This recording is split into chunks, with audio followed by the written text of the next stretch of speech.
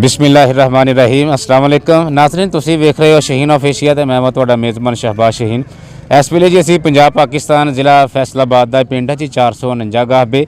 इत्थे चौधरी वकार असलम साहब इस पिंड के नंबरदार भी ने और इस यूसी के चेयरमैन भी ने। उन्होंने greyhound track race organise की है, वरेवार जी सालाना ऑर्गेनाइज करते हैं। तो हालिया 1-2 बरस पहले उन्होंने चाचा जी चौधरी अफजल नंबरदार अल्लाह नूं प्यारे हो गए। यह जिहड़ी रेस आ उन्हां दी याद दे विच Chaudhary Afzal Numberdar memorial greyhound track race जिसका अज आखिरी दिन ते फाइनल थोड़ी देर तो बाद होएगा। कंट्री ब्रीड ते इंपोर्टेड दोनों के दरमियान जी दोनों कैटेगरियां दे इत्थे कुत्ते ग्रे हाउंड आए ने। सो उन्होंने जी ये भाई ने जी उन्होंने दोस्त ने कुलीग ने अज की रेस के बहुत ज़्यादा मुतहरक नज़र आए ने। इंतजामिया के एग्जैक्टिव कमेटी के मैंबरान के मियाँ एहसन जवेद साहब जी समुंदरी वाले। सो असीं इन्हां नाल गलबात करते हैं कि इन्होंने इस सैल किस तरह के इंतजाम किए और किन्ने ग्रे हाउंड इन्हां दे कोल एंटर होए और की सूरत हाल है जी। जी अस्सलाम वालेकुम जी। वालेकुम अस्सलाम मियाँ साहब की हाल है जी? ठीक ठाक शुक्र मियाँ साहब सब तो पहले असीं तुहाडे शुक्रगुजार हां कि तुसीं अपनी मसरूफीयत दे विचों साडे नाल कोई गल्लां बातां करन वास्ते टाइम कड्ढिया जी। बहुत शुक्रिया जी, बहुत मेहरबानी जी। अच्छा मियाँ साहब इस साल जी यह जी ग्रे हाउंड ट्रैक रेस आ तुसीं इनकाद किया जी, ਇਹਦਾ जी पहले ये दसो सानू कि फासला कितना रखिया क्योंकि ਜਿਹੜਾ उदा 270 है ना जी ਜਿਹੜਾ रूल के मुताबिक आ ਤੁਸੀਂ कितना महसूस किया जी? ਇਹ ਜੀ ਗ੍ਰੇ ਹਾਊਂਡ ਰੇਸ ਜਿਹੜੀ ਹੈ ਨਾ ਜੀ ਸਾਲਾਨਾ ਰੇਸ ਅਸੀਂ ਕਰਵਾ ਰਹੇ ਹਾਂ ਤਕਰੀਬਨ 12 ਸਾਲ ਤੋਂ। ਹਾਂਜੀ ਇਹਦੇ 'ਚ ਤਕਰੀਬਨ ਪੂਰੇ ਮੁਲਕ ਤੋਂ ਬਲਕਿ ਬਿਰੂਨੇ ਮੁਲਕ ਤੋਂ ਵੀ ਗ੍ਰੇ ਹਾਊਂਡ ਹਿੱਸਾ ਲੈਂਦੇ ਨੇ ਜੀ। ਔਰ ਇਸ ਸਾਲ ਤਕਰੀਬਨ ਜੀ 99 ਗ੍ਰੇ ਹਾਊਂਡ ਨੇ ਹਿੱਸਾ ਲਿਆ ਜਿਹਦੇ 'ਚ ਤਕਰੀਬਨ 14 ਜਿਹੜੇ ਸੀ ਉਹ ਬਿਰੂਨੇ ਮੁਲਕ ਤੋਂ ਇੰਪੋਰਟਡ ਗ੍ਰੇ ਹਾਊਂਡ ਨੇ ਹਿੱਸਾ ਲਿਆ ਜੀ। ਇਸ ਕਰਕੇ ਇਹਦੇ 'ਚ ਰਾਊਂਡ ਜ਼ਿਆਦਾ ਪੈਂਦੇ ਨੇ ਔਰ ਇਹਦਾ ਫਾਸਲਾ ਅਸੀਂ 230 मीटर रखा गया। 230 मीटर ਅੱਜ ਰੇਸ ਦਾ ਤੀਸਰਾ ਦਿਨ ਨੇ। अच्छा जी। ਔਰ ਪਾਕਿਸਤਾਨ ਦੀ ਸਕਾਫਤ ਔਰ ਕਲਚਰ ਹੈ ਇਹਨੂੰ ਜ਼ਿੰਦਾ ਰੱਖਣ ਵਾਸਤੇ तमाम ਇੰਤਜ਼ਾਮੀਆਂ ਆਪਣੇ ਕੋਲੋਂ ਅਖਰਾਜਾਤ ਬਰਦਾਸ਼ਤ ਕਰਕੇ ਇਹ ਇੰਤਜ਼ਾਮਾਤ ਕਰਦੀ ਹੈ ਔਰ ਬਿਹਤਰੀਨ ਇਨਾਮਾਤ ਦਿੱਤੇ ਜਾਂਦੇ ਨੇ। ਤੇ ਮੀਆਂ ਸਾਹਿਬ ਤੁਹਾਡਾ ਆਪਣਾ ਗਰੁੱਪ ਕਿਹੜਾ ਜੀ? ਇੰਤਜ਼ਾਮੀਆਂ ਦੇ ਕਿਹੜੇ ਗਰੁੱਪ ਨਾਲ ਜੀ? ਸਾਡਾ ਤਲਕ ਜੀ ਆਲ ਫਰੈਂਡ ਗਰੁੱਪ ਨਾਲ ਹੈ। नहीं आल फ्रेंड्स ग्रुप के नाल साडा तल्लक है और ये पाकिस्तान का तकरीबन सब तो बड़े ग्रुप जिहड़े ने उन्हां 'च शुमार हुंदा है। अच्छा जी। ते तुहाडे अपने जी किन्ने सी ग्रे हाउंड जी इह 'च पार्टिसिपेट कीता जी? साडे ग्रुप दे तकरीबन जी 7 ਤੋਂ 8 ग्रे हाउंड ने हिस्सा लिया जी ਇਹਦੇ 'ਚ। ਹੁਣ ਇਸ ਟਾਈਮ जी ਹੁਣ ਸਾਡਾ ਇੱਕ ग्रे हाउंड ਜਿਹੜਾ ਜੀ ਸਾਡੇ ਦੋਸਤ ਨੇ ਪੀਰ ਅਫਜ਼ਲ ਬੋਦਲਾ ਸਾਹਿਬ ਉਹਨਾਂ ਦਾ ਇੰਪੋਰਟਡ ग्रे हाउंड ਫਾਈਨਲ 'ਚ ਦੌੜ ਰਿਹਾ ਜੀ। ਇੱਕ ਸਾਡਾ ग्रे हाउंड ਜਿਹੜਾ ਉਹ ਕੁਆਟਰ ਫਾਈਨਲ ਹੁਣ ਦੌੜੇਗਾ ਜੀ ਕੰਟਰੀ ਬਰੀਡ 'ਚ ਵੀ ਜੀ।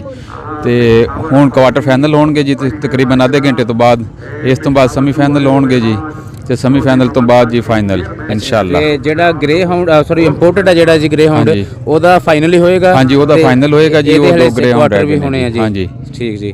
ਤੇ ਮੀਆਂ ਸਾਹਿਬ ਇਹ ਜਦੋਂ ਐਂਟਰ ਹੁੰਦੇ ਜੀ ਗ੍ਰੇ ਹਾਊਂਡ ਜੀ ਇਹ ਜਿਹੜੇ ਲੋਕ ਇੱਥੇ ਆਉਂਦੇ ਆ ਖਰਚਾ ਕਰਕੇ ਜੀ ਜਿਹੜੇ ਗ੍ਰੇ ਹਾਊਂਡ ਦੀ ਇੰਤਜ਼ਾਮੀਆਂ ਜੀ ਜਿਨ੍ਹਾਂ ਨੇ ਇਵੈਂਟ ਆਰਗੇਨਾਈਜ਼ ਕੀਤਾ ਇਹ ਉਹਨਾਂ ਨੂੰ ਐਕਸਪੈਂਸਿਵ ਦਿੰਦੀ ਹੈ ਜਾਂ ਕਿ ਐਂਟਰੀ ਫੀਸ ਲੈਂਦੀ ਹੈ ਜੀ? ਕੀ ਤਰੀਕਾ ਕਰ ਹੁੰਦਾ ਜੀ? ਜਿਹੜੇ ਵੀ ਸ਼ਿਕਾਰੀ ਹਜ਼ਰਾਤ ਨੇ ਉਹ ਟੋਟਲ ਆਪਣੇ ਸ਼ੌਕ ਨੂੰ ਮੱਦੇਨਜ਼ਰ ਰੱਖਦੇ ਆ ਆਪਣੇ ਅਖਰਾਜਾਤ ਖੁਦ ਕਰਦੇ ਨੇ। ਅੱਛਾ ਜੀ। ਔਰ ਅਖਰਾਜਾਤ ਕਰਕੇ ਔਰ ਜਿਹੜੇ ਕੁੱਤੇ ਇੰਪੋਰਟ ਕਰਦੇ ਨੇ ਉਹਨਾਂ ਉੱਤੇ ਵੀ ਬਹੁਤ ਜ਼ਿਆਦਾ ਅਖਰਾਜਾਤ ਹੁੰਦੇ ਨੇ। ਤਕਰੀਬਨ ਕੋਈ 6-7 ਲੱਖ ਰੁਪਏ ਤੋਂ ਸਟਾਰਟ ਹੁੰਦਾ ਜੀ ਗ੍ਰੇ ਹਾਊਂਡ ਜਿਹੜਾ ਪਾਕਿਸਤਾਨ ਪਹੁੰਚਦਾ।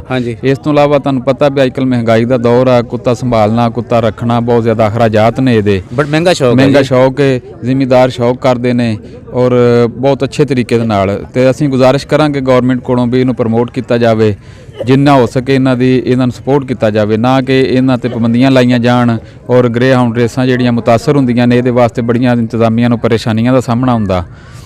ਔਰ ਇਹ ਟੋਟਲ ਲੋਕ ਆਪਣੇ ਅਖਰਾਜਾਤ ਤੇ ਹੁੰਦੇ ਨੇ ਔਰ ਐਂਟਰੀ ਫੀਸ ਹੁੰਦੀ ਹੈ ਜੀ। ਐਂਟਰੀ ਫੀਸ ਅਲੱਗਾ ਲੈ ਕੇ ਫਿਰ ਉਹਦੇ ਮੁਤਾਬਕ ਇਨਾਮਾਤ ਦਿੱਤੇ ਜਾਂਦੇ ਨੇ। ਅੱਛਾ ਜੀ। ਇੰਤਜ਼ਾਮੀਆਂ ਇਹਨਾਂ ਦੀ ਰਿਹਾਇਸ਼ ਦਾ ਇੰਤਜ਼ਾਮੀਆਂ ਕਰਦੀ ਹੈ। ਟੋਟਲ ਗ੍ਰੇ ਹਾਊਂਡ ਟੋਟਲ ਮਹਿਮਾਨ ਕੁਝ ਲੋਕ ਆਪਣੇ ਦੋਸਤ ਅਹਿਬਾਬ ਕੋਲ ਰਿਲੇਟਿਵ ਕੋਲ ਚਲੇ ਜਾਂਦੇ ਨੇ ਤੇ ਜਿਹੜਾ ਦਾ ਦਿਲ ਹੋਵੇ ਉਹ ਇੰਤਜ਼ਾਮੀਆਂ ਉਹਨਾਂ ਨੂੰ ਰੱਖਦੀ ਹੈ ਆਪਣੇ ਕੋਲ। 3 ਦਿਨ ਰਹਿਣ 4 ਦਿਨ ਰਹਿਣ ਮਹਿਮਾਨ ਨਵਾਜ਼ੀ ਕਰਦੀ ਹੈ ਔਰ ਖੁਸ਼ੀ ਨਾਲ ਅਸੀਂ ਤਮਾਮ ਸਾਡਾ ਇਲਾਕਾ ਜਿਹੜਾ ਅਸੀਂ ਬੜੇ ਖੁਸ਼ਕਿਸਮਤ ਹਾਂ ਵੀ ਅਸੀਂ ਐਸੇ ਇਲਾਕੇ 'ਚ ਰਹਿੰਦੇ ਹਾਂ ਵੀ तमाम ਇਲਾਕੇ ਦੇ ਲੋਕ ਮੁਅੱਜ਼ਜ਼ੀਨ ਜਿਹੜੇ ਆ ਉਹ ਇਹਨਾਂ ਦੇ ਨਾਲ ਤਾਵਨ ਕਰਦੇ ਨੇ ਸਾਡੇ ਨਾਲ ਔਰ ਮਹਿਮਾਨ ਨਵਾਜ਼ੀ ਕਰਦੇ ਨੇ ਔਰ ਖੁਸ਼ਦਿਲੀ ਦੇ ਨਾਲ ਇਹਨਾਂ ਨੂੰ ਵੈਲਕਮ ਕਰਦੇ ਨੇ ਆਪਣੇ ਕੋਲ ਰੱਖਦੇ ਨੇ। ਮੀਆਂ ਸਾਹਿਬ ਤੁਸੀਂ 12-14 ਸਾਲ ਤੋਂ ਇਵੈਂਟ ਆਰਗੇਨਾਈਜ਼ ਕਰ ਰਹੇ ਹੋ, ਸ਼ੌਕ ਵੀ ਅੱਛੇ ਤਰੀਕੇ ਨਾਲ ਕਰ ਰਹੇ ਹੋ ਤੇ ਇਹ ਸ਼ੌਕ ਜੀ ਵੱਧ ਰਿਹਾ ਜਾਂ ਕੀ ਹੋ ਰਿਹਾ ਜੀ ਆਨਲਾਈਨ ਜਿਹੜਾ ਨਾ ਜੀ ਸ਼ਿਕਾਰ ਦੇ ਲਿਹਾਜ਼ ਨਾਲ ਇਹ ਸ਼ੌਕ ਵੱਧ ਰਿਹਾ?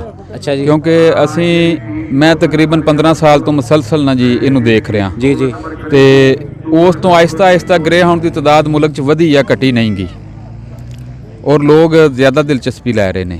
सही जी। क्योंकि दूसरे ਜਿਹੜੇ शौक ने, कुछ शौक ऐसे ने, ਬੂਲੀ ਕੁੱਤੇ ਦੀ ਲੜਾਈ, फाइटिंग, मुर्ग लड़ाई, ਕਬੂਤਰਬਾਜ਼ੀ ਵਗੈਰਾ, ਉਹ ਬੈਨ ਹੋਣ ਦੀ ਵਜ੍ਹਾ ਤੋਂ ਲੋਕ ਜ਼ਿਆਦਾ ਗ੍ਰੇ ਹਾਊਂਡ ਦੇ ਨਾਲ ਜ਼ਿਆਦਾ ਦਿਲਚਸਪੀ ਰੱਖਦੇ ਨੇ। ਹਾਂਜੀ, ਇਹਦੇ ਵਿੱਚ ਦੌੜਨਾ ਹੁੰਦਾ, ਜਾਨਵਰ ਤੇ ਜ਼ੁਲਮ ਤੇ ਹੁੰਦਾ ਜ਼ੁਲਮ ਕੋਈ ਨਹੀਂ ਨਹੀਂ ਹੁੰਦਾ ਜੀ, ਤੇ ਇਹਦੇ 'ਚ। ਚੱਲਦਾ ਰਹਿੰਦਾ ਜੀ। ਹਾਂਜੀ, ਚੱਲਦਾ ਰਹਿੰਦਾ। ਔਰ ਇਹ ਮਸਨੂਈ ਖਰਗੋਸ਼ ਇਸਤੇਮਾਲ ਕੀਤਾ ਜਾਂਦਾ ਜੀ, ਇਹਦੇ 'ਚ ਕੋਈ ਐਸੀ ਗੱਲ ਵੀ ਨਹੀਂ ਵੀ ਜਿਹੜਾ ਕੋਈ ਜ਼ਿੰਦਾ ਖਰਗੋਸ਼ ਇਸਤੇਮਾਲ ਕੀਤਾ ਜਾਵੇ ਜਿਹਦਾ ਜਾਨੀ ਨੁਕਸਾਨ ਹੋਵੇ। ਤੇ ਅਸੀਂ तमाम ਆਉਣ ਵਾਲੇ ਦੋਸਤ ਅਹਿਬਾਬ ਦਾ ਔਰ ਤੁਹਾਡਾ ਸ਼ੁਕਰੀਆ ਅਦਾ ਕਰਦੇ ਹਾਂ ਕਿ ਤੁਸੀਂ ਇੰਨਾ ਕੀਮਤੀ ਵਕਤ ਸਾਨੂੰ ਦਿੱਤਾ ਜੀ। बहुत बहुत मेहरबानी जी, शुक्रिया। अल्लाह जी, बहुत शुक्रिया जी, थैंक यू। बिस्मिल्लाहिर्रहमानिर्रहीम।